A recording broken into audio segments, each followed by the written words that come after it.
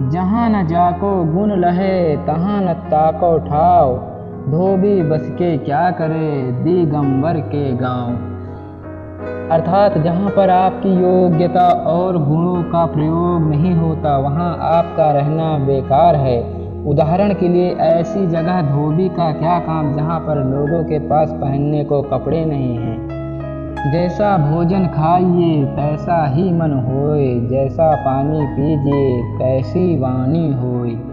अर्थात शुद्ध सात्विक आहार तथा पवित्र जल से मन और वाणी पवित्र होते हैं। अर्थात जो जैसी संगति करता है वैसा ही बन जाता है। जो तिल माही तेल है, जो चकमक में आग, तेरा साईं तुझ में है तू जाग सके तो जाग। अर्थात जिस तरह तिल में तेल होता है और पत्थरों से आग उत्पन्न हो सकती है, उसी प्रकार भगवान भी आपके अंतर्गत हैं। उन्हें जगाने की शक्ति पैदा करने की आवश्यकता नहीं है। कबीर क्षुधा कुकरी करत भजत में भंग, वापो टुकड़ा डार के सुमिरन करो सुरंग। अर्थात संत कबीर दास कहते हैं कि भूख ऐसी कुतिया के समान होती है जो कि भजन साधना में बाधा डालती है। इसे शांत करने के लिए अगर समय पर रोटी का टुकड़ा दे दिया जाए तो फिर संतोष और शांति के साथ ईश्वर का स्मरण हो सकता है।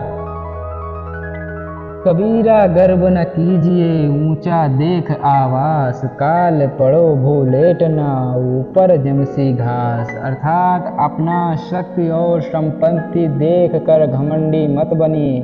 जब इस शरीर से आत्मा निकल जाती है तो सबसे शक्तिशाली मनुष्य का देह भी धरती में डाल दिया जाता है और उसके ऊपर घास उग जाती है। कबीरा सोया क्या करे उठ ना भजे भगवान, जब घर ले जाएंगे पड़ा रहेगा म्यान। अर्थात अपना सारा समय सोते हुए मत बिताइए, भगवान को याद कीजिए, क्योंकि यमराज के आने पर अर्थात मृत्यु के समय बिन आत्मा का यह शरीर उस तरह होगा जैसे बिना तलवार की म्यान होती है।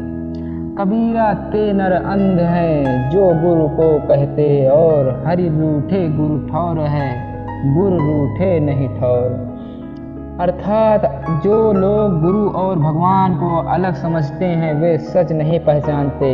अगर भगवान अप्रसन्न हो जाएं तो आप गुरु की शरण में जा सकते हैं, लेकिन अगर गुरु क्रोधित हो जाए तो भगवान भी आपको नहीं बचा सकते।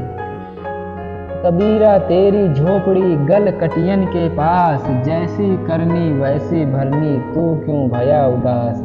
अर्थात कबीर तेरा घर कसाई के पास है तो क्या हुआ, उसकी हरकतों के लिए तू जिम्मेदार नहीं है। अर्थात अपने कर्मों का फल सबको खुद ही भोगना पड़ता है। कहे कबीर कैसे निभहे केर बेर को संग, वह झूमत रस यापनी उसके फाटत अंग।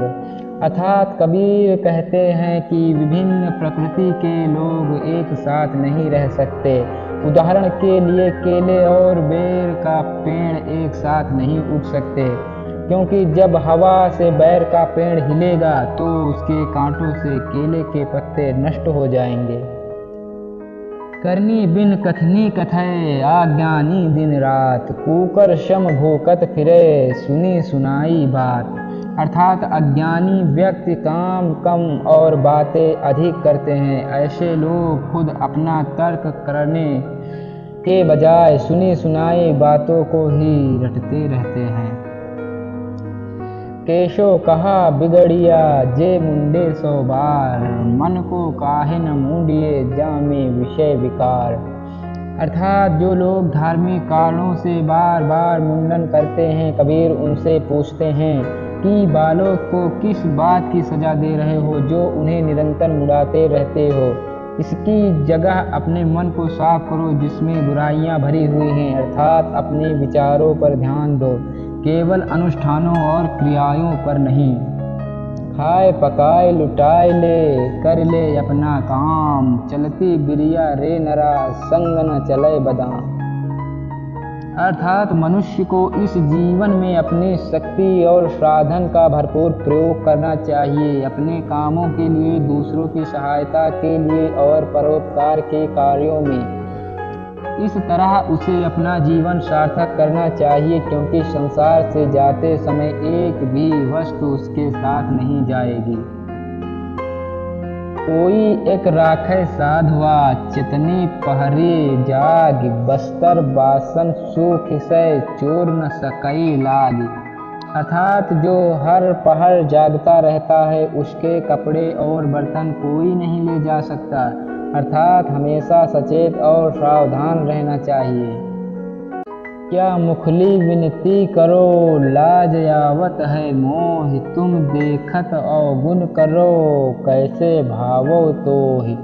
अर्थात हे भगवान, तुझसे प्रार्थना करते हुए मुझे शर्म आती है, क्या तुम मेरी गलतियों और मेरे पापों के बावजूद मुझे अपना सकते हो।